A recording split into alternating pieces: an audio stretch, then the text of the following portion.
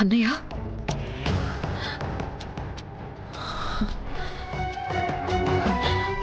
అన్నయ్య అన్నయ్య మాయా అన్నయ్య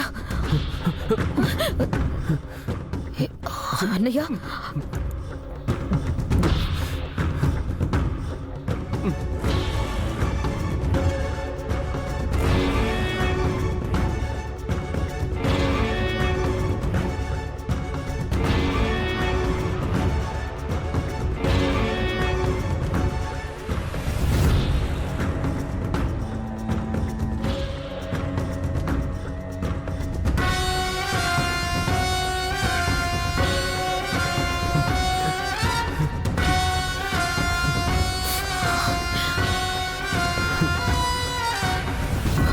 ఏమైందన్నయ్య? నచ్చడం లేదు మాయా, నాకు నేనే నచ్చడం లేదు. నా మీద నాకే అసహ్యంగా ఉంది, కోపం వస్తుంది. ఆర్యవర్ధన్ ఫ్యామిలీని నాశనం చేయాలని ట్రై చేసి చేసి చివరిగా శంకర్ దెబ్బకు ఇలా దాక్కొని తిండికి నీళ్ళకి ఆరాటపడే పరిస్థితికి వచ్చాను. నాన్నలాగే నేను కూడా వాళ్ళనేమి చేయలేనని చెప్పి దిగులుతోనే కుంగిపోతానేమో అని భయంగా ఉంది మాయా. ఇలా ఉంటే లాభం లేదు మాయా, నాన్న తెగించినట్టే నేను కూడా తెగిస్తాను. ఆర్యవర్ధన్ని ఎలా అయితే నాన్న చంపాడో నేను కూడా శంకర్ అలానే చంపేస్తాను. ఇక చాలు ఆపేయ్ అన్నయ్య. ఏమైంది మాయా? ఈ కక్షలు పగలు ఇంతటితో ఆపేద్దామన్నయ్య. ఏమంటున్నావు మాయా? అంటే నాన్నని పగని మర్చిపోమంటున్నావా? భయపడ్డావా వాళ్ళకి నువ్వు? కాదన్నయ్య, నిజం తెలుసుకున్నాను. ఎవరు ఎలాంటి వాళ్ళు, మనం చేస్తున్న తప్పేంటో అర్థం చేసుకున్నానన్నయ్య. మనమేమో నాన్నకేదో అన్యాయం జరిగిపోయిందని కక్ష తీర్చుకోవాలని ఇంత చేస్తున్నాం. కానీ నాన్న మంచితనం గురించి ఏ ఒక్కరి నోటి నుంచి వినలేదన్నయ్య. అదే ఆర్యవర్ధన్ గారి గురించి ఏ ఒక్కరిని కదపినా దేవుడని చేతులెత్తి మొక్కుతున్నారు. మరి ఎవరిని మంచి అనుకోవాలన్నయ్య? మాయా, ఏమైంది నీకు? ఎవడో చెప్పింది విని నాన్నని జడ్జి చేస్తావా? ఎవరో చెప్పింది కాదన్నయ్య. ఇక్కడికొచ్చిన దగ్గర నుంచి నేను ప్రతి విషయం గమనిస్తూనే ఉన్నాను. అక్కి అబ్బాయిలకు వాళ్ళ అమ్మా నాన్న మంచిగా ఎలా బతకాలి, మనుషులతో అనుబంధం ఎలా పెంచుకోవాలన్నది నేర్పించారు. అందుకే మంచి పేరు తెచ్చుకున్నారన్నయ్య. నాన్న మనకి ఏం చెప్పి పెంచారు? డబ్బు, ఆస్తి, పగ, పంతం ఇవే నేర్పించారు. వీటి వల్ల ఏం ప్రయోజనం అన్నయ్య? ఆర్యవర్ధన్ పిల్లలు అని అక్కి అబ్బాయిని ఎందుకు గౌరవిస్తున్నారు? జలంధర్ పిల్లలనగానే మనల్ని ఎందుకు చీ కొడుతున్నారు తెలుసా అన్నయ్య? ఎందుకంటే మనం కూడా నాన్నలానే తప్పుదారిలో నడుస్తూ తప్పు చేస్తున్నాం కాబట్టి. నీకేదో పిచ్చి పట్టింది మాయా, వాళ్ళు నీకేదో చెప్పి మార్చేశారు. నువ్వు కాదు. అవునన్నయ్య, నేను కాదు, తప్పు తెలుసుకున్న మాయని. వాళ్ళు నాకేం బ్రెయిన్ వాష్ చేయలేదన్నయ్య. నేను వాళ్ళకి ద్రోహం చేస్తున్నానని తెలిసి కూడా శంకర్ నన్ను మార్చి మంచి మనిషిగా చేయాలనే ప్రయత్నిస్తున్నాడు. అభయ్కి నా గురించి నిజం చెప్పకుండా నన్ను ఇంకా అభయ్ దృష్టిలో గొప్పగా కనిపించేలా చేస్తున్నాడు. అంతెందుకు, ఇందాక కూడా వర్కర్స్ అందరూ నన్ను ఒక నేరస్తురాల్ని చూపించినట్టు మాట్లాడుతూ ఉంటే నా తరపున మాట్లాడి నాకు సపోర్ట్ చేశాడన్నయ్య. ఇక అభయ్ గురించి ఏం చెప్పమంటావు? నేను తన శత్రువు కూతురునని తెలిసి తన కుటుంబానికి ద్రోహం చేయడానికి వచ్చిన నీచల్లనని తెలిసి కూడా నేను స్నేహం నటిస్తే నమ్మాడు. నీ వల్ల నాకేమవుతుందోనని నా కోసం ఆరాటపడ్డాడు. ఆర్య, గౌరీ, జండేసా వాళ్ళందరికీ ప్రేమించడమే తెలుసన్నయ్యా, ద్వేషించడం కాదు. స్టాప్ ఇట్ మాయా, నాన్న పగని మర్చిపోతున్నావు.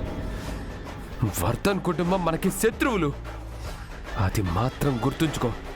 ఆ ఇంటి ఉప్పు తినేసరికి పగ ప్రతీకారం మర్చిపోయి ప్రేమలు అనురాగాలని మాట్లాడుతున్నావు. ప్రేమలు అనుబంధం విలువ తెలుసుకున్నాను కాబట్టి ఇలా మాట్లాడుతున్నానన్నయ్య. నా మాట విన్నయ్య. ఈ పగ వల్ల మనకి జరిగేది ఏమీ లేదు, మనశ్శాంతి లేని జీవితం తప్ప.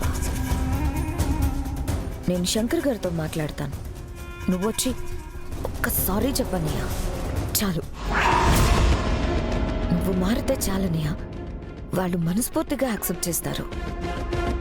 నేను చెప్పింది అర్థం చేసుకొని ఒక్కసారి ఆలోచించన్నయ్య, నీలోనూ మార్పు వస్తుంది. నేను కూడా అదే కోరుకుంటున్నాను. జాగ్రత్త అన్నయ్య.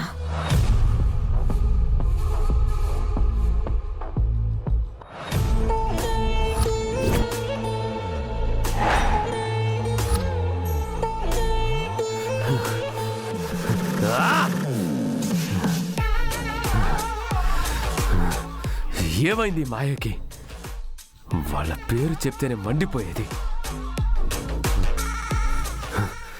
వాళ్ళకి సపోర్ట్ చేస్తూ వాళ్ళని దేవుళ్ళని పొగుడుతోంది. ఇంకా మాయని నమ్ముకుంటే లాభం లేదు. వర్ధన్ కుటుంబాన్ని నాశనం చేయటమే కాదు, ఏకంగా శంకర్ని చంపేయాలి. అతనే వర్ధన్ కుటుంబ బలం. ఆ శంకరే లేకపోతే వర్ధన్ కుటుంబ పతనం. నా టార్గెట్ అన్నీ నెరవేరుతాయి. ఆ శంకర్ని చంపేస్తా.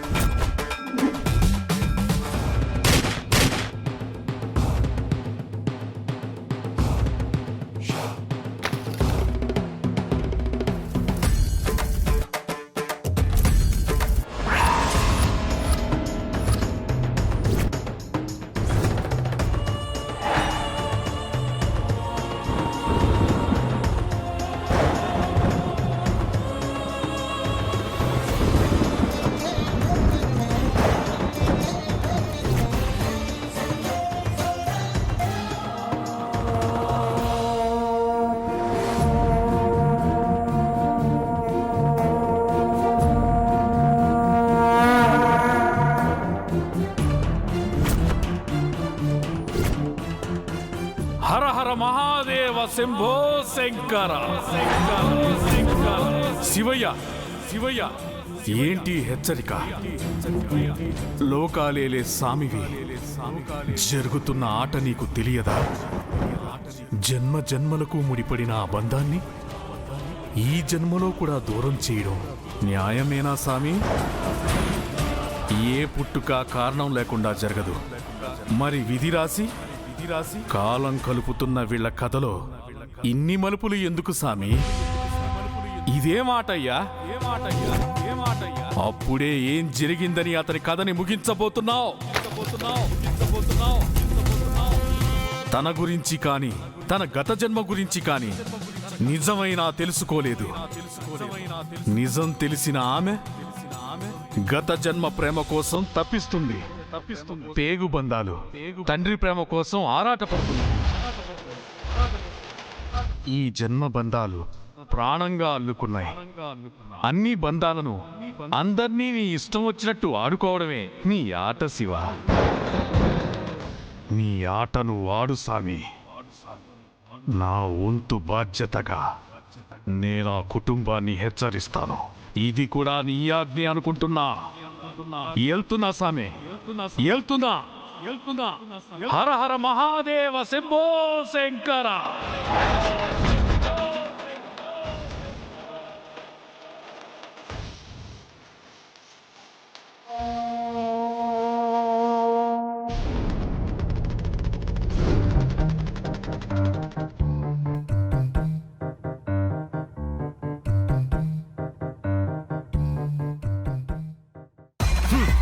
ఇవాళ ఈ పెళ్లి సంబంధం తాడో పేడో తేల్చందే.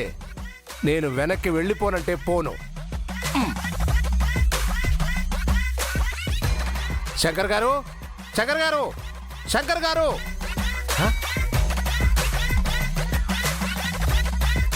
ఏంటి పంతులు గారు, ఏంటి చాలా హడావుడిగా వస్తున్నారు? చూడబోతే ఏదో పంతం పట్టి వచ్చినట్టున్నారు. ఎందుకు అడుగుతారులేండి, ప్రొఫెషనల్ అన్నింటిలోనూ టఫెస్ట్ ప్రొఫెషన్ అంటే మాదే. అమ్మాయికి అబ్బాయిని చూడాలి, అబ్బాయికి అమ్మాయిని చూడాలి, వీళ్ళ జాతకాలు మ్యాచ్ అయ్యేలేదో చూడాలి. అన్నీ సెట్ చేసి పెళ్లి పీటల వరకు తీసుకొచ్చి పెళ్లి జరిపించేసరికి my head life coming to my tail అంటే నమ్మండి. ఏంటి? అదేనండి, నా తల ప్రాణం తోక్కొచ్చింది అంటున్నా. అంటే పెద్ద సమస్యే. ఆ, అన్ని సంబంధాలు ఒకెత్తైతే వీళ్ళకి సంబంధాలు చూడటం నాకు పెద్ద హెడ్ఏక్ అయింది. ఎందుకండి పంతులు గారు, మా అందానికి తగ్గ అమ్మాయిలు దొరకట్లేదా? ఆ, నాకు తెలిసి ఆ అమ్మాయిల పేరెంట్స్ అంతా మన సంబంధం కోసం పోటీ పడుతూ ఉంటారా? అదే ప్రాబ్లం అనుకుంటా. ఆ, అదేం కాదు, మాలాంటి అందం అనుకో ఉన్న అమ్మాయిలు దొరకటం కష్టమని మమ్మల్ని ఒప్పించమని ఫోర్స్ చేస్తుంటారు. అవును, ఎదురు కట్నం కూడా ఆఫర్ చేసుంటారు. అంతే కదా పంతులు గారు? ఆ, ఒక పని చేయండి, ఒక పేపర్ తీసుకొని మీరు మీరు ఏమనుకుంటున్నారో అన్నీ రాసివ్వండి, అదే బట్టి బట్టి చెప్తాను. పంతులు గారు, ఆ, ఎందుకంత కోపం? కూల్గా ఉండండి. పంతులు గారు, ఆ? ఏంటి బాగా ఫ్రస్ట్రేట్ అవుతున్నట్టున్నారు? నా ప్రెస్టేషన్ కారణం మీరే మహానుభావా. నేనా? నేనేం చేశానండి? మీ తమ్ముళ్ళకి సంబంధాలు చూడమన్నారు కదా, అమ్మాయిలు మాకొద్దు మాకొద్దు అని రిజెక్ట్ చేస్తుంటారు. అంతే కదా పంతులు గారు? నేను మాట్లాడేది రిజెక్షన్ గురించి కాదమ్మా, నాకు ఈ అబ్బాయే కావాలనే కాంపిటీషన్ గురించి. ఏంటి కాంపిటీషనా? నా గురించి అయ్యి ఉంటుంది. నా స్టైల్ అండ్ లుక్ అలాంటిది. హ, అంత లేదు. నీ ఫోటో చూసి అమూల్ బేబీ అనుకొని పక్కకెళ్ళి ఆడుకోమన్నారు.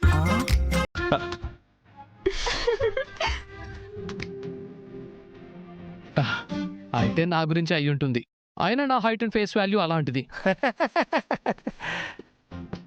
అతన్నైనా అమూల్ బేబీ అన్నారు, మిమ్మల్ని ఏకంగా పులిహార బ్యాచ్ లో కనిపేశారు.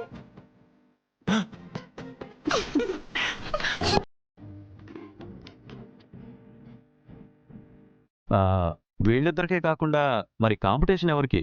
ఇంకెవరికి? ఈ శంకరుడికే.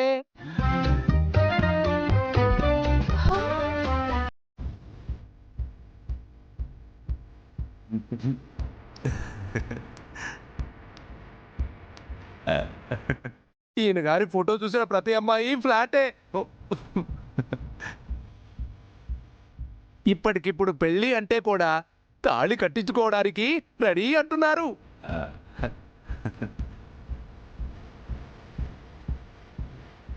కొందరైతే నాకు ఆమ్యామ్యా ఇచ్చి ఎలాగైనా సెట్ చేసుకుంటామంటున్నారు. మరి కొందరు ఏకంగా 1000 జన్మలైనా వీడని బంధం అని టైటిల్ సాంగ్ వేసుకుంటున్నారు.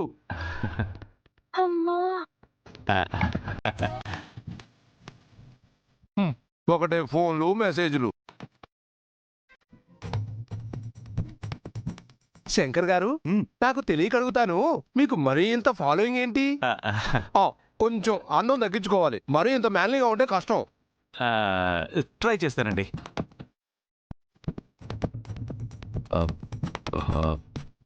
పంతులు గారు, మీరు కొంచెం ఎలివేషన్ తగ్గిస్తే బెటరు. మీ మంచి కోసమే చెప్తున్నాను. నా వల్ల కాదు, నా వల్ల కాదు, You are నా right. వల్ల కాదు, నా వల్ల. ఒక్కసారి ఫ్లో స్టార్ట్ అయితే అస్సలు ఆగదు. హ, ప్రవాహం అంతే. ఇదిగో శంకర్ గారు, నా దగ్గర కొన్ని ఫొటోస్ ఉన్నాయి. వాళ్ళలో ఎవరు నచ్చారో చెప్తే పార్వతీ పరమేశ్వరులాగా జంట కలిపేస్తా. ఇదిగో ముందు కాఫీ తీసుకోండి, ఆ. తర్వాత ఫోటోల్లో జంట కలిపేసుకోండి. అబ్బా, సమయానికి తెచ్చావమ్మా. పంతులు గారు, టైం ఎంతండి? టైము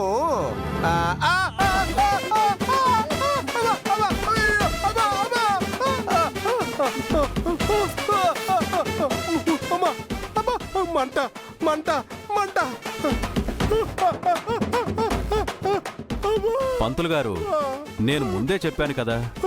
అమ్మా తల్లి, నా మీద ఇంత కక్ష కట్టావేంటి తల్లి? మరి లేకపోతే ఆయనకు సంబంధాలు చూస్తారా? ఏమనుకుంటున్నారు?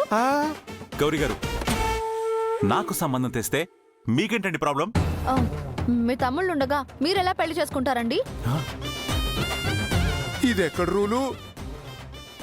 అన్నయ్య చేసుకున్నాకేగా తమ్ముళ్ళు పెళ్లి చేసుకోవాలి. అందుకే ఈయనకి సంబంధాలు చూశాను. మళ్ళీ అదే మాట్లాడతారు? ఆయనకి సంబంధాలు చూడడానికి మీరెవరు? మీరెవరంటారేంటండి? పంతులు గారిని సంబంధాలు చూడమని చెప్పింది నేనే. ముందు మిమ్మల్ని అనాలి, బుద్ధి లేకుంటే సరి. ఏంటి మీరు మాట్లాడేది? పెళ్లి చేసుకోవాలనుకోవడం బుద్ధిలేనట? మీ కుళ్ళండి, జలసండి. అవును, కుళ్ళు, జలసీనే. ఒళ్ళు మంట, అసూయ, కడుపు రగిలిపోతుంది. అమ్మా నువ్వేం బాధపడకు, నీకు మంచి సంబంధం తీసుకొస్తాను. ఏంటి? ఈయనకి సంబంధం తీసుకురావడమే తప్పు అంటుంటే నాకు సంబంధం తీసుకొస్తావా? ఎవరు అడిగారు మిమ్మల్ని? చెప్పు, ఎవరు అడిగారు? మీ చెల్లెలకు పెళ్లి కావాలంటే నీకు పెళ్లి కావాలి కదా. నా పెళ్లి ఎప్పుడో అయిపోయింది. నా పెళ్లి ఎప్పుడో అయిపోయింది. నా పెళ్లి ఎప్పుడో అయిపోయింది. నా పెళ్లి ఎప్పుడో అయిపోయింది. నా పెళ్లి ఎప్పుడో అయిపోయింది. నా పెళ్లి ఎప్పుడో అయిపోయింది. ఏంటి గౌరీ గారు, మీకు పెళ్ళైపోయిందా? ఎవరండి ఆ బక్రా? మీరే.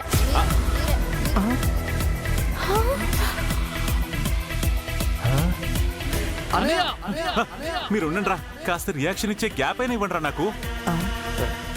ఏంటండి గౌరీ గారు మీ ఉద్దేశం? ఇలా తప్పుడు ప్రచారాలు చేసి జీవితంలో నాకు పెళ్లి కాకూడదని కంకణం కట్టుకున్నారా ఏంటి? కంకణమే కట్టుకున్నాను, వడ్డానమే పెట్టుకున్నాను. పెళ్లి సంబంధాలు చూడొద్దు చూడొద్దు చూడొద్దు అంతే. ఏ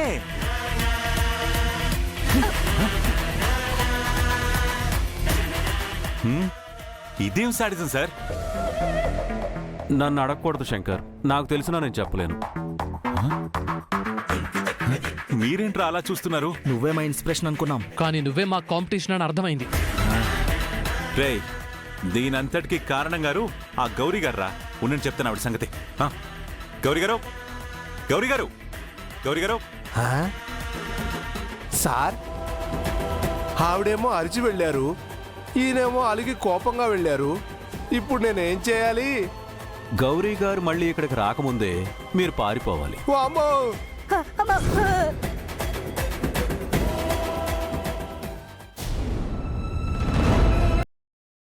ఇప్పటికిప్పుడు పెళ్లి అంటే కూడా తాళి కట్టించుకోవడానికి రెడీ అంటున్నారు.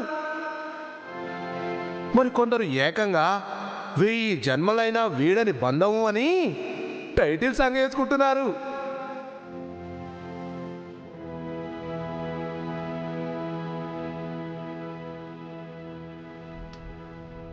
ఇక్కడున్నారా?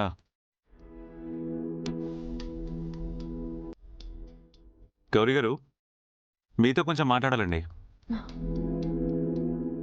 నాకు మాట్లాడాలని లేదు.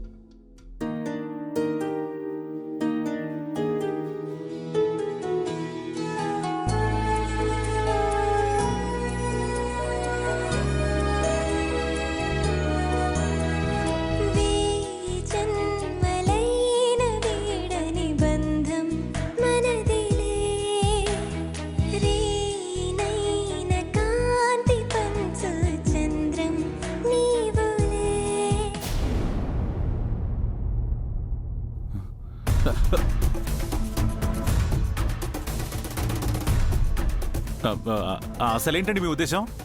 మీ చెల్లెనిచ్చి మా తమ్ముడితో పెళ్లి చేయమంటే మీరు ఒప్పుకోరు. పోనీ నేను పెళ్లి చేసుకుంటాను, పిల్లని వెతుకుంటా అంటే దానికి ఒప్పుకోరు. అసలేంటి మీ ప్రాబ్లం? మీరే నా ప్రాబ్లం. మీరే నా ప్రాబ్లం. మీరే నా ప్రాబ్లం. మీరే నా ప్రాబ్లం.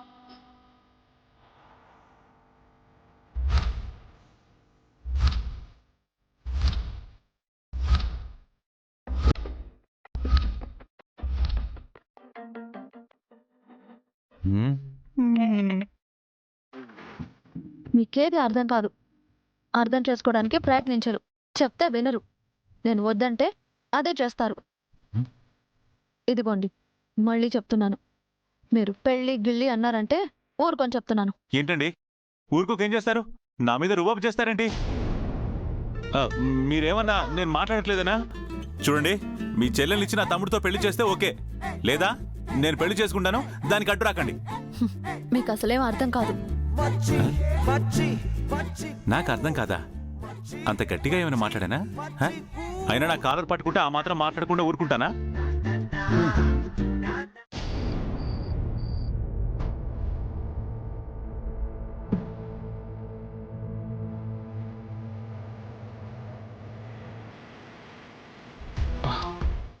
రే చిన్నడా ఉమ్. సంధ్య నీతో మాట్లాడడానికి వస్తుందంటావా? ఖచ్చితంగా వస్తుందిరా. రాకపోతే మొన్న నేను గదిలోకి వచ్చినట్టు మళ్ళీ వచ్చేస్తానని బెదిరించా. ఉండ్రా. ఆ భయానికైనా వచ్చేస్తుంది. ఏదేమైనా నువ్వు ప్రేమలో పడ్డాక బాగా ముదిరిపోయావురా. టైం రా పెద్దోడా, టైము. ప్రేమే అన్ని నేర్పిస్తుందిరా. ఏం నేర్పిస్తుందే ఏమోరా. ఆ శ్రావణికి మాత్రం నా మీద ప్రేమే పుట్టట్లేదురా. ఒకవేళ ఎక్కడో కాస్త ప్రేమున్నా కూడా ఈగో కవర్ చేస్తుందేమో అని నా అనుమానం. ప్రేమున్న చోట ఈగోలుండవురా. అయితే శ్రావణికి టేస్ట్ లేదేమోరా. నేను చెప్తున్నాను చూస్తుండు. నన్ను గాని రిజెక్ట్ చేసిందే అనుకో, తనకే తిండి పిచ్చోడో లేక అనుమానం పిచ్చోడో మొగుడుగా వస్తాడు. మరీ అలా చెప్పించకరా బాబు.